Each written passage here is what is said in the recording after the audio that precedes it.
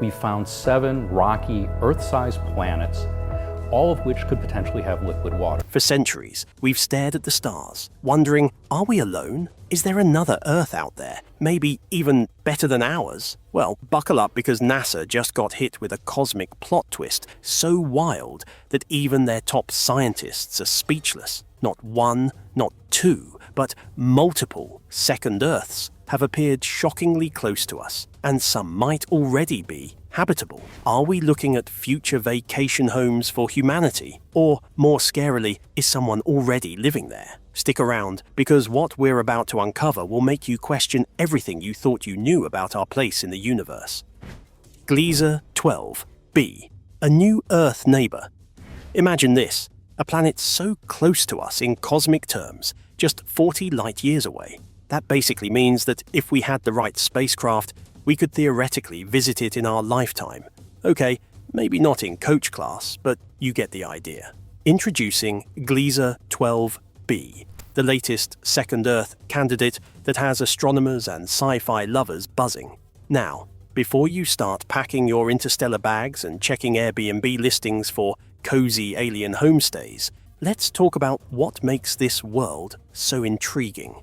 Gliese 12 orbits a red dwarf star in the constellation Pisces. Unlike the fiery infernos or the frozen wastelands we've found in many other star systems, this exoplanet sits comfortably in what scientists call the habitable zone, a region where conditions could allow liquid water to exist. You know, the essential ingredient for, well, everything we consider alive.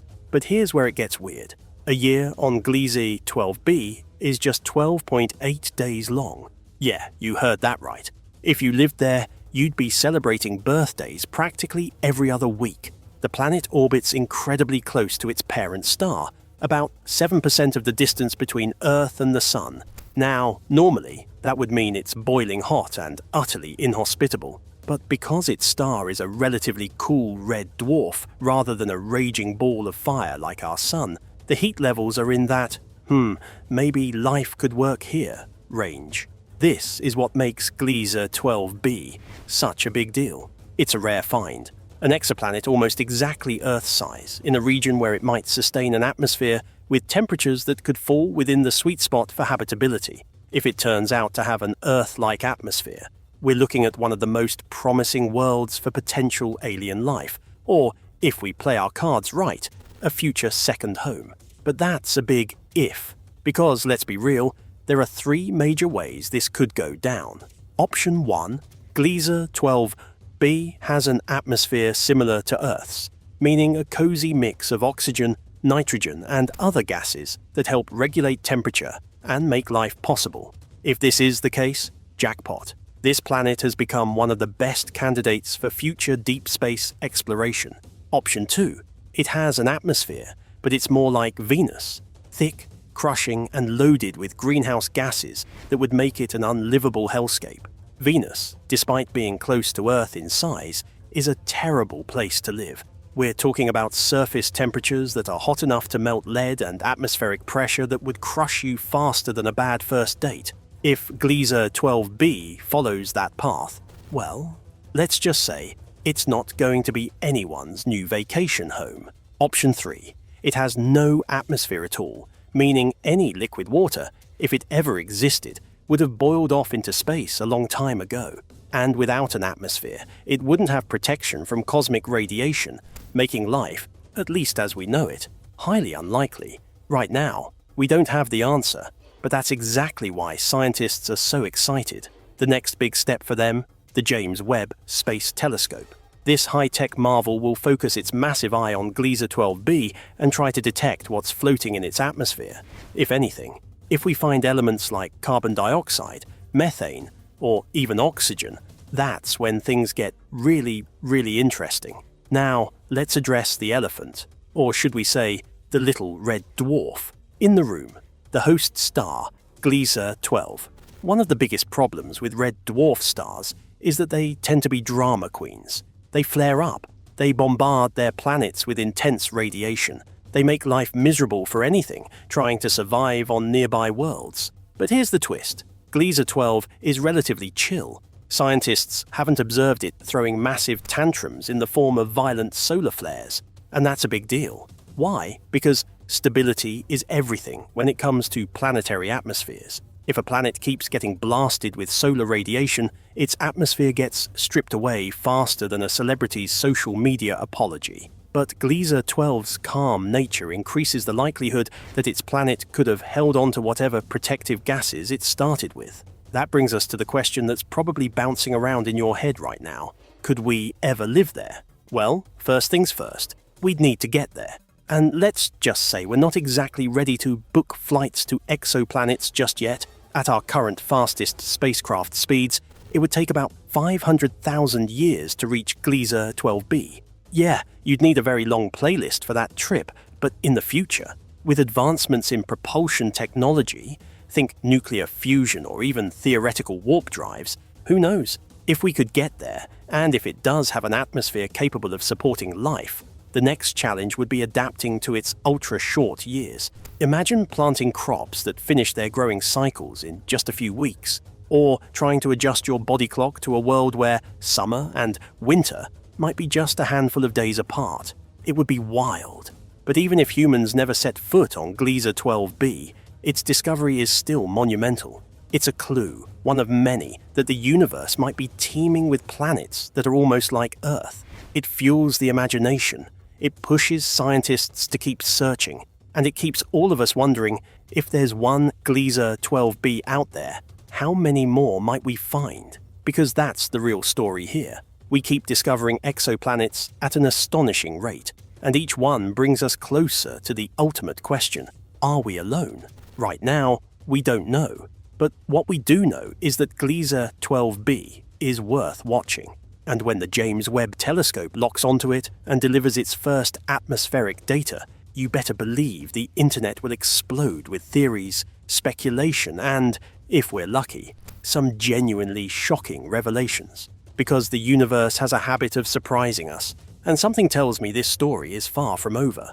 Gliese 12b might be stealing the spotlight now, but hold up, we've got a cosmic soap opera unfolding just 40 light years away. Meet another space marvel that feels like stuffing your entire Thanksgiving dinner into a microwave. NASA is losing its minds over this one, and when you see it, you'll understand why this changes everything.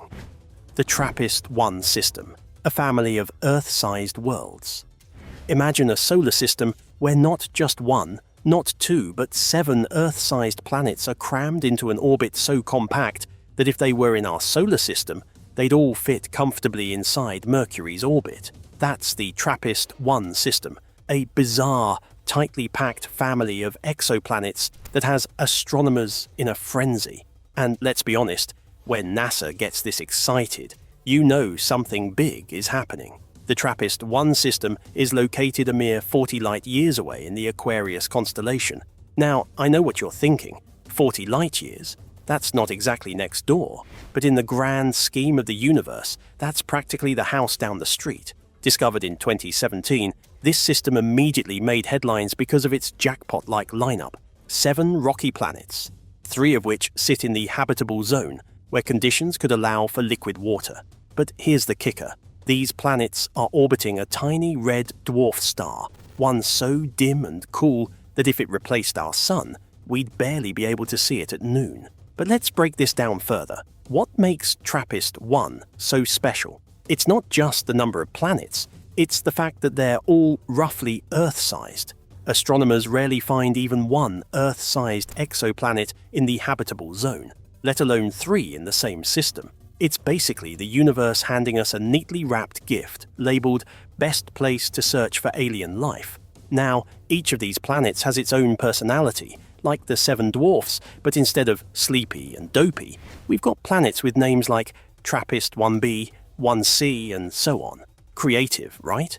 And while they might look similar from a distance, they're worlds apart, literally and figuratively. TRAPPIST-1b and 1c cozy up so close to their star that they're basically in a perpetual sauna. Recent observations from the James Webb Space Telescope, JWST, have thrown a wet blanket on any hopes for life as we know it on TRAPPIST-1b. The data suggests this planet is more of a bare rock than a lush, life-supporting world. Scientists say it has no significant atmosphere to speak of. As for TRAPPIST-1c, the jury's still out. While initial findings hinted at a Venus-like atmosphere, further analysis indicates it might lack a thick carbon dioxide blanket, making it less of a twin to our neighboring greenhouse hellscape than previously thought. Does that mean we can live in it? Well, not exactly. Now, TRAPPIST-1d is where things start to get interesting. Perched just at the inner edge of the habitable zone, this planet has scientists asking themselves lots of questions about the wonders of the universe. Some climate models suggest that TRAPPIST-1d could support a stable climate, potentially allowing for liquid water to pool on its surface, just like Gliese 12b. However, other studies argue that maintaining such a climate might be a tall order, given the planet's position and potential atmospheric composition.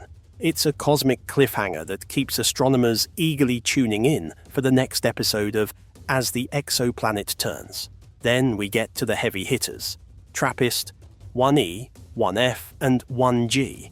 These are the ones sitting right in that Goldilocks zone, where conditions might be just right for habitability. TRAPPIST-1e, in particular, is considered the most Earth-like of the bunch. It has the right size, the right density, and, potentially, the right temperature. If we ever find an alien beach resort, TRAPPIST-1e might be the place. But before we get carried away dreaming about interstellar vacations, we need to talk about the elephant in the room, atmospheric stripping. What's that, you ask? Well, imagine booking your dream getaway, only to arrive and realize that, oh, there's no air to breathe. Kind of a deal breaker, right? That's exactly the problem planets in the TRAPPIST-1 system might be facing. Since TRAPPIST-1 is an ultra-cool red dwarf, it doesn't seem all that intimidating at first glance. But don't be fooled. This star is a bit of a drama queen. See, there's a problem with red dwarf stars. They love throwing tantrums. We're talking massive solar flares and extreme radiation bursts. I mean, these stars are like that one friend who constantly gets you guys thrown out of almost all the events. And because the TRAPPIST-1 planets are all really close to their host star, they're taking the full force of these stellar outbursts. The big question is, can they hold on to their atmospheres, or are they being stripped down to barren rock? This is where the James Webb Space Telescope comes in, because, thankfully, science isn't just about wild speculation, even though it's fun. Webb has been analyzing the TRAPPIST-1 planets, and the results are intriguing. Some of these planets do appear to have atmospheres, or at least something resembling one. There are hints that TRAPPIST-1b, despite being an overheated mess, could have a thin atmosphere. More importantly, there's growing evidence that TRAPPIST-1e hasn't had its atmosphere completely obliterated. That's huge. Why? If a planet that is close to a red dwarf can maintain an atmosphere, the odds of habitability just go up, way up. It suggests that at least some exoplanets in similar star systems might be able to withstand the radiation beatdown and hold on to conditions favorable for life. And let's not forget TRAPPIST-1f and 1g. If they have atmospheres, they could be even better candidates for habitability than TRAPPIST-1e. These planets are slightly farther from the star, meaning they wouldn't get roasted as much. Suppose they have thick enough atmospheres to trap heat. In that case, they could be hiding liquid water under an icy surface, kind of like Europa or Enceladus in our own solar system. So, what does all this mean? Are we looking at the next big target for alien hunters? Well, if you're hoping for little green men waving at the James Webb Telescope, you might be disappointed.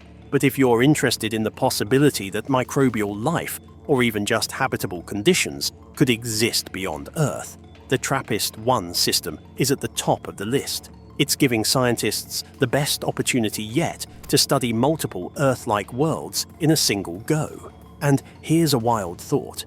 If life does exist on one of these planets, what are the chances it exists on more than one? I mean, we're talking about a system where 3 or 4 planets could potentially support life. What if they all share a biological connection? Imagine an interplanetary ecosystem where microbes, or something more complex, travel between planets on asteroid debris, seeding life across multiple worlds. That's not science fiction. It's a real possibility. So, what's next? The James Webb Telescope will continue scanning these planets, looking for signs of atmospheric gases like methane or carbon dioxide, gases that could hint at biological activity. If it finds anything, the TRAPPIST-1 system might just go from being an astronomer's dream to humanity's next obsession. We are not certain about a lot of things when it comes to the cosmos, but one thing's for sure: we're only at the beginning of this story. And if TRAPPIST-1 has taught us anything, it's that the universe is full of surprises. Stay tuned, because this system might just rewrite everything we thought we knew about life beyond Earth. The TOI 700E. You know that moment when you're doom-scrolling at 3 a.m. and bam! NASA hits you with news so juicy it burns away your sleep deprivation like a solar flare? Meet TOI 700E, the latest exoplanet turning astronomers into obsessive ex-girlfriends checking their texts. This isn't just another space rock. It's a 95% Earth-sized tease dangling in the optimistic, habitable zone. Translation: maybe I have liquid water, if you play your cards right.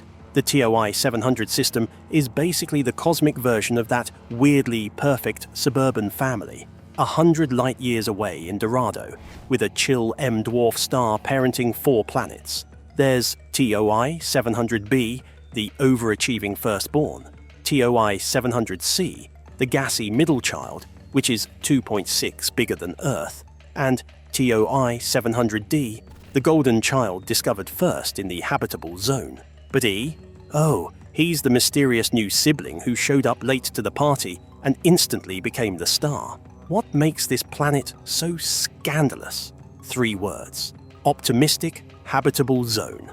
While big cis TOI 700d sits comfortably in the Goldilocks zone, where water could exist long-term, it's hanging out in the cosmic equivalent of the friend zone, close enough to maybe have had water once, but getting 10% more stellar radiation. Picture 2 people at a campfire, D's toasting marshmallows at the perfect distance while E's sweating through its shirt, 1 log too close. But here's the plot twist: TOI 700 star is shockingly well-behaved for an M-dwarf. No apocalyptic flares frying its planet's atmospheres into oblivion. And that's huge, because it might still have an atmosphere playing thermal referee between its eternal daylight barbecue and nighttime ice age. The James Webb Space Telescope is already lurking in its DMs, ready to analyze those atmospheric texts for any flirty biosignatures. The real question? If this planet's playing hard to get, or just leading us on, with Tess spending a full year just to confirm its existence, longer than some Hollywood marriages. E's clearly the master of mixed signals, but whether it's a water-rich paradise or another cosmic ghosting, one thing's certain: TOI 700E has us all hitting refresh on NASA's feed like it's our ex's Instagram story. TOI 700E is playing coy, but NASA's about to drop the ultimate cosmic glow-up.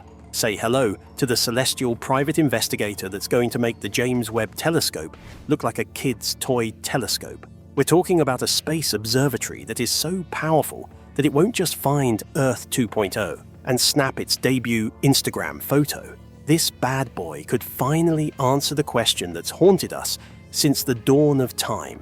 Are we the universe's Lonely Hearts Club, or is somebody, or something, swiping right back at us? The Habitable Worlds Observatory. When we talk about the latest NASA news on its missions, we're talking about the Habitable Worlds Observatory, or HWO. And let me tell you, this mission isn't just another fancy telescope launch. This is NASA gearing up for the biggest exoplanet hunting spectacle of the century. Forget everything we thought we knew about discovering habitable planets. This is the game changer. So, what's the deal with HWO? Imagine a telescope so powerful, so precise that it can snap pictures of Earth-like planets orbiting other stars. Not just detect them, literally see them. We're talking about direct imaging, something astronomers have been dreaming of for decades. And now, thanks to cutting-edge tech and some seriously ambitious engineering, it's actually happening. HWO is the successor to NASA's HabEx and LUVOIR concepts, 2 previous exoplanet missions that laid the groundwork for this next-level space observatory. It's being designed to be the ultimate planet-hunting machine, one that will directly observe potentially habitable worlds, analyze their atmospheres, and, if we're lucky, sniff out signs of alien life. Because let's be real, that's what we're all here for, right? Now, here's where things get really exciting. One of HWO's biggest breakthroughs is its coronagraph technology. If you don't know what that is, picture this. You're trying to see a tiny firefly next to a stadium-sized floodlight. That's what astronomers are dealing with when they try to observe exoplanets near their host stars. A coronagraph is like putting up a giant cosmic sun shield, blocking out the blinding starlight so we can finally see what's hiding in the shadows. And guess what? NASA's already testing prototypes that are way more advanced than anything we've had before. But wait, there's more. H2O isn't just about finding exoplanets. It's about figuring out if they could actually support life. Scientists will analyze their atmospheres, looking for biosignatures like oxygen, methane, and water vapor, aka the chemical fingerprints of life as we know it. If they find the right mix, let's just say the "are we alone?" question might finally get an answer. And here's a wild thought. What if we're not just looking for Earth twins? What if there are superior habitable worlds out there?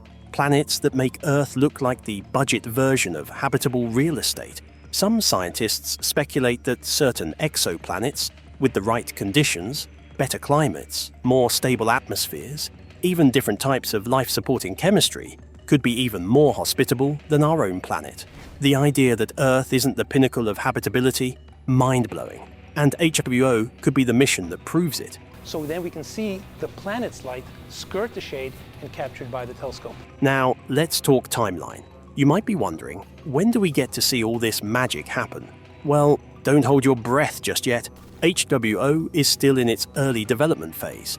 NASA is targeting a launch sometime in the year 2040s, which, yes, sounds like an eternity, but trust me, a mission of this scale takes time.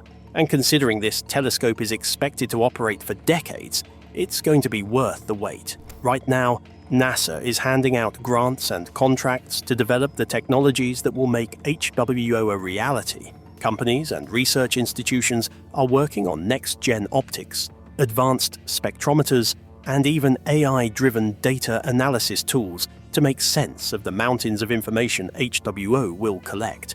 Because once this thing is up and running, it's going to flood us with more exoplanet data than we know what to do with. Of course, not everything about this mission is smooth sailing. There are some major challenges ahead, funding being a big one. A project this ambitious requires billions, and let's just say budget approvals in the space industry are about as predictable as a black hole's event horizon. There's also the challenge of designing a telescope that can survive the harsh conditions of space while maintaining the precision needed for exoplanet imaging. But if there's one thing we know about NASA, it's that they thrive on tackling the impossible. So, what's the takeaway here? HWO isn't just another space telescope. It's humanity's best shot at finding another Earth. That is flown outside of a telescope with the intention of blocking the light of the star. If it succeeds, we could be looking at the dawn of a new era in space exploration, one where habitable worlds are no longer just science fiction, but actual destinations. The implications? Massive. Will we finally confirm extraterrestrial life? Will we find a future home for humanity? Or will we discover something so unexpected that it rewrites everything we thought we knew about life in the universe? Only time will tell. But one thing's for sure, when HWO launches, the entire world will be watching. And who knows? Maybe, just maybe, the universe will be watching back. Here's the kicker about HWO. It won't just find these planets, it'll taste their atmospheres. We're talking about spectroscopy so precisely that it could detect everything from city lights, if aliens have Times Square, to pollution, because of course we'd find aliens right as they hit their industrial revolution. But the real mind-blower, oxygen isn't a free pass for life. Earth had oxygen before plants, thanks to dumb chemistry. HWO's cheat code is to look for oxygen plus methane, gases that kill each other unless something's constantly making both, like, say, microbes, or really bad alien landfills. And if it finds nothing, even that's revolutionary. Dead planets teach us how often atmospheres get annihilated. So it's a win-win. We either find neighbors or learn Earth's luckier than a lottery winner. But we're not just waiting for HWO to rewrite the rules. NASA's already loading the 2040s with cosmic fireworks that'll make JWST look like a kid's telescope. Buckle up, because the exoplanet gold rush is about to go intergalactic, and the treasure map is being drawn right now. The future of exoplanet exploration. The future of exoplanet exploration is absolutely mind-blowing. NASA, along with its international buddies, is gearing up to take this hunt for second Earth to the next level. And when I say next level, I mean let's pack up. We're going intergalactic levels. I mean, we're talking missions that will change the game entirely. Did you think the James Webb Space Telescope was impressive? Just wait until we start pulling in data from the next-gen tech on the horizon. In fact, NASA is not just sitting around waiting for its turn to look at some stars. The upcoming Habitable Worlds Observatory is setting itself up to peer directly at those potentially Earth-like planets. Think of it as the cosmic equivalent of a super sleuth detective, scanning for signs of life, atmospheres, and everything in between. This isn't about just finding more planets, it's about uncovering what's on them. So yeah, that's the vibe for the next few years. We could be just a few years away from identifying atmospheres with enough precision to determine if a planet's got the goods to support life. But here's where it gets even juicier. These missions won't be running solo. International collaborations are the name of the game here. It's not just NASA, ESA, the European Space Agency, Japan's JAXA, and even China's space program are playing in the same sandbox. And if the past few decades have shown us anything, it's that when countries team up, the results are way more impressive. They're all pooling their resources, their tech and their brains to find planets that might be more Earth-like than we ever imagined. And that means faster breakthroughs, bigger telescopes, and missions that are more likely to knock our socks off. After all, what's the point in finding a new planet if you don't have the best tools to study it, right? And of course, this all leads to one very important question. What happens when we find one of these habitable planets? Are we packing up and moving? Are we sending settlers to the stars? Or, and here's the big question I'm sure everyone's pondering, are we going to discover that Earth is actually not so unique after all, and that maybe, just maybe, we're not alone in this vast universe? Think about it. If we find life, even microbial, elsewhere, it's going to shake everything we know about existence to its core. Life on another planet means we've got so many questions to answer about how we came to be, who else is out there, and what our place is in this galactic web. It's humanity's ultimate existential crisis, right there. The billion-dollar bet. Why private companies are all in on exoplanets. While NASA and global space agencies lead the charge, there's a secret arms race heating up, and it's funded by billionaires. SpaceX's Starship is not just for Mars.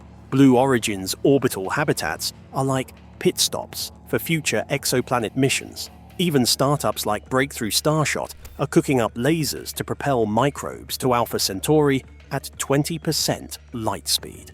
But here's the twist. They're not waiting for HWO's 2040's debut. Companies are already testing tech that could slash interstellar travel time. Nuclear propulsion, light sails, and even antimatter experiments are on the table. Elon Musk casually mentioned that Starship could eventually hit 10% light speed.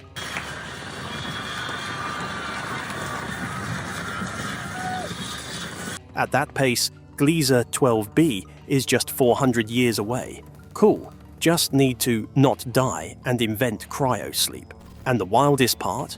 Money talks. The exoplanet data market is exploding. Satellite companies sell telescope bandwidth to researchers, AI firms mine atmospheric data for patterns, and space mining core salivate at metal-rich exoplanets. One Goldman Sachs report even called exoplanets the ultimate long-term REITs. So yes, NASA's missions are groundbreaking, but the real 22nd century exoplanet economy is being built today, in Silicon Valley boardrooms, Pentagon skunk works, and maybe, just maybe, a college dorm. The next Earth 2.0 discoverer could be 19, coding in Python, and sitting on a VC's radar. Well, folks, the hunt for Earth 2.0 is officially on, and TOI 700e just became the universe's most intriguing dating profile.